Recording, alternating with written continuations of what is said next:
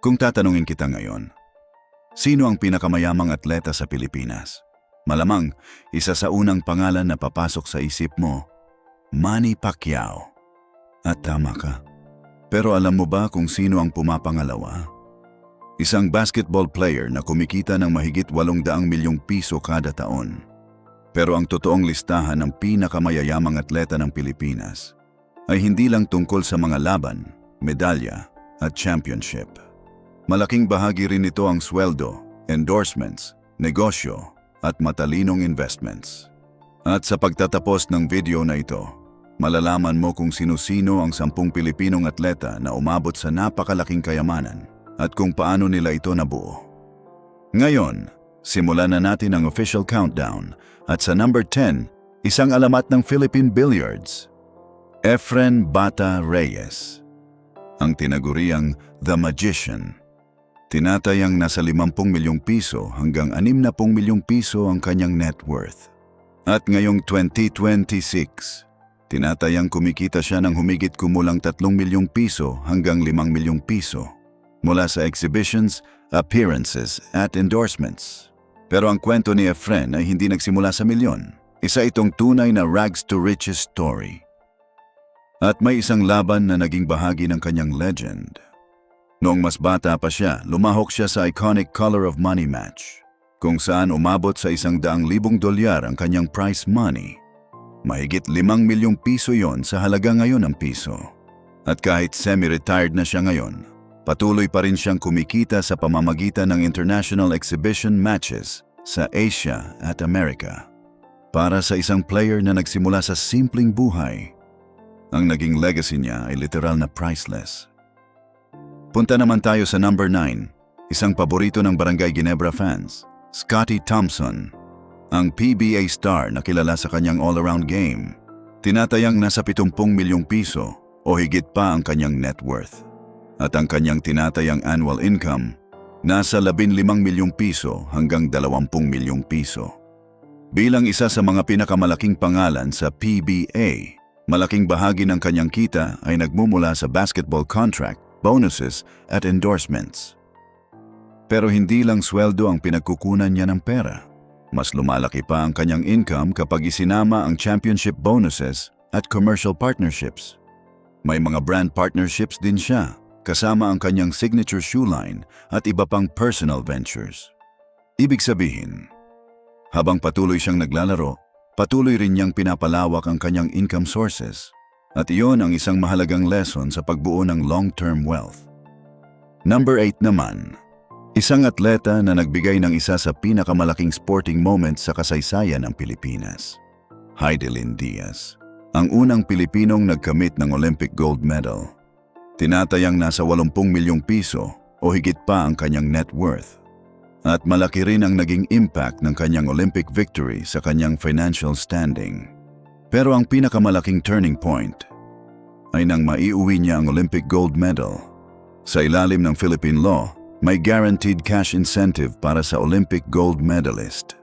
At pagkatapos ng historic victory niya, nadagdagan pa ito ng mga cash gifts at rewards mula sa private individuals at organizations. Sa kabuuan, umabot sa tens of millions of pesos ang kanyang natanggap na incentives. Isang reward para sa isang tagumpay na matagal nang hinihintay ng buong bansa.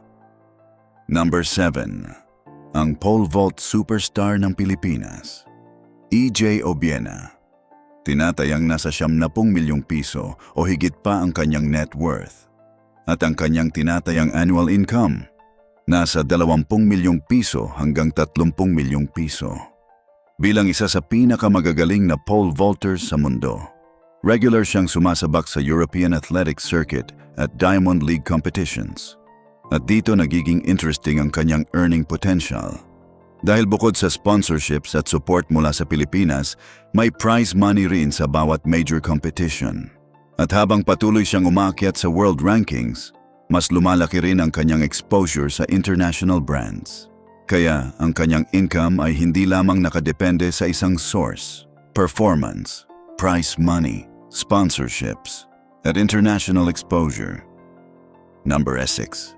Ang 7'3" Filipino basketball star, Kai Sotto. Tinatayang nasa 100 milyong piso o higit pa ang kanyang net worth. At ang kanyang tinatayang annual income, nasa 40 milyong piso hanggang 60 milyong piso. Malaking bahagi nito ay nagmumula sa kanyang professional basketball contracts at international opportunities. At bakit napakalaki ng kanyang earning potential? Dahil ang kanyang height, talent at international profile ay nagbibigay sa kanya ng malaking commercial value. Bukod sa kanyang basketball income, may endorsement opportunities din siya sa Pilipinas. At habang patuloy siyang nagiging prominenteng pangalan sa international basketball, mas lumalaki rin ang potential ng kanyang commercial deals. Punta tayo sa number 5 at kung PBA ang pag-uusapan, mahirap siyang hindi isama. Junmar Fajardo, ang tinaguriang The Kraken ng San Miguel Beermen. Tinatayang nasa 150 milyong piso hanggang 200 milyong piso ang kanyang net worth. At ang kanyang tinatayang annual income, nasa 25 milyong piso hanggang 35 milyong piso. Bilang isa sa pinakamatagumpay na player sa PBO history, malaki ang bahagi ng kanyang income na nagmumula sa kanyang basketball career. At syempre, kasama rin dito ang endorsements at bonuses. At ngayon, number 4. Isang pangalan na literal na nagbigay ng bagong kahulugan sa Philippine gymnastics. Carlos Yulo, ang double Olympic gold medalist. Tinatayang nasa 250 milyong piso o higit pa ang kanyang net worth. At matapos ang kanyang historic performance sa Paris Olympics, lumaki ng husto ang kanyang financial rewards. Pero hindi lang Olympic medals ang pinag-uusapan dito.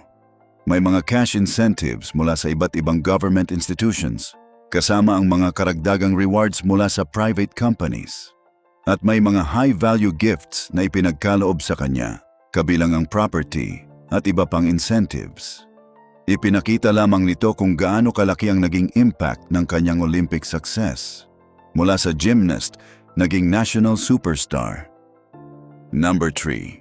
Isang boxing legend na lumaban sa pinakamataas na antas ng professional boxing. Nonito, the Filipino Flash, Donaire. Tinatayang nasa 350 milyong piso hanggang 400 milyong piso ang kanyang net worth. At sa peak ng kanyang career, ang kanyang earnings mula sa isang malaking laban ay maaaring umabot sa milyon-milyong dolyar. Depende sa laban, promotional structure at pay-per-view revenue. Malaki ang naging earning potential niya sa international boxing at hindi maliit ang naging career niya. 2 dekada siyang lumaban sa pinakamataas na antas ng boxing sa Amerika at Asia. At ang perang kinita niya sa loob ng maraming taon ay hindi lamang napunta sa lifestyle. Malaking bahagi nito ay inilaan din sa investments at real estate. At dito makikita ang isang mahalagang bagay. Ang malaking kita ay isang bagay. Ang pagpapanatili ng kayamanan ay ibang usapan. Bago tayo tumungo sa top 2, may isang espesyal na bonus entry na kailangan muna nating pag-usapan. Dahil bago pa tayo makarating sa number 1, may isang 21-year-old na mabilis na umaakyat ang market value at galing siya sa tennis, si Alex Ayala. Ayon sa mga estimates na ginamit sa listahang ito, tinatayang nasa 75 milyong piso hanggang 100 milyong piso ang kanyang net worth. At ang kanyang tinatayang annual income, nasa 25 milyong piso hanggang 35 milyong piso kada taon. Ngayon, saan nga ba nanggagaling ang kanyang kita? 2 ang pangunahing pinagkukunan nito. Una, ang WTA Tour prize money. At pangalawa, ang kanyang endorsement deals.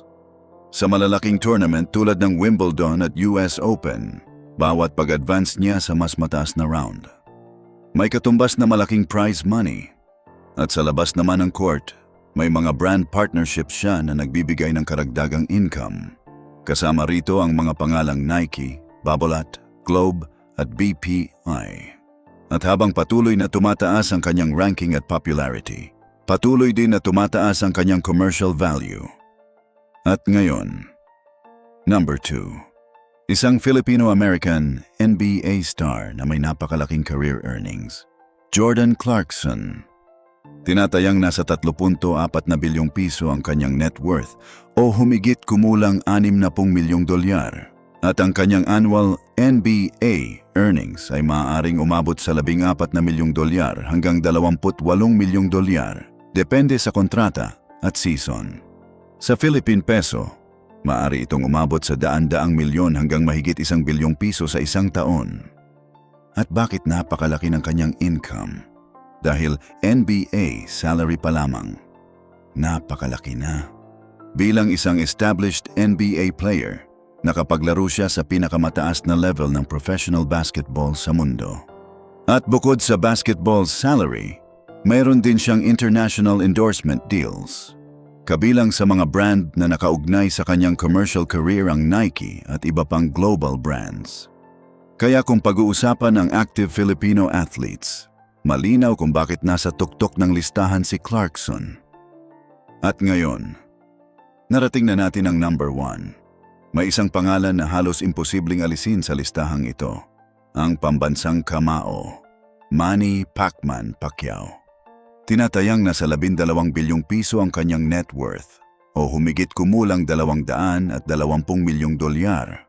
At sa rurok ng kanyang boxing career, ang kabuuang earnings niya ay umabot sa napakalaking halaga. Mula sa prize money, pay-per-view, endorsements, at business ventures, nabuo ang isa sa pinakamalaking sports fortunes na nakita ng isang Pilipino. At syempre, hindi natin makakalimutan ang pinakamalaking laban ng kanyang career. Noong 2015, nakaharap niya si Floyd Mayweather Jr. At kahit hindi niya nakuha ang panalo sa laban, napakalaki ng naging payout. Tinatayang umabot sa mahigit 100 milyong dolyar ang kanyang earnings mula sa laban na iyon. At kahit retirado na siya sa professional boxing, patuloy pa rin siyang kumikita mula sa exhibitions, business ventures, endorsements, at iba pang projects. Iyan ang dahilan kung bakit hanggang ngayon, Manny Pacquiao pa rin ang benchmark ng Filipino athlete wealth. 12 bilyong piso, 3.4 na bilyong piso, 400 milyong piso, at isang 21-year-old tennis player na mabilis namang umaakyat ang market value. Iba't ibang sports, iba't ibang henerasyon, iba't ibang kwento, pero iisa ang pattern: talent, hard work, success, at higit sa lahat, matalinong paghawak sa kinita. Dahil ang pagiging successful athlete ay hindi lamang tungkol sa kung magkano ang kinikita mo ngayon. Mas mahalaga kung ano ang ginagawa mo sa perang iyon pagkatapos mong kumita. Sino sa mga atletang ito ang pinaka-nagulat ka sa laki ng kinikita? At sino ang tingin mong susunod na magiging bilyonaryo? Alex Yala? Carlos Yulo? O may ibang Filipino athlete na hindi natin nabanggit? I-comment mo sa baba ang iyong sagot. At kung gusto mo pa ng mga kwento tungkol sa kita, lifestyle, career, at success ng mga Filipino athletes, i-like ang video, mag-subscribe sa channel, at i-click ang notification bell. Dahil dito, hindi lang natin pinag-uusapan kung sino ang pinakamagaling. Tinitingnan natin kung sino ang tunay na nagtagumpay. Maraming salamat sa panonood, mga Kapinoy. At hanggang sa susunod na video, manatiling proud sa galing ng Pilipino.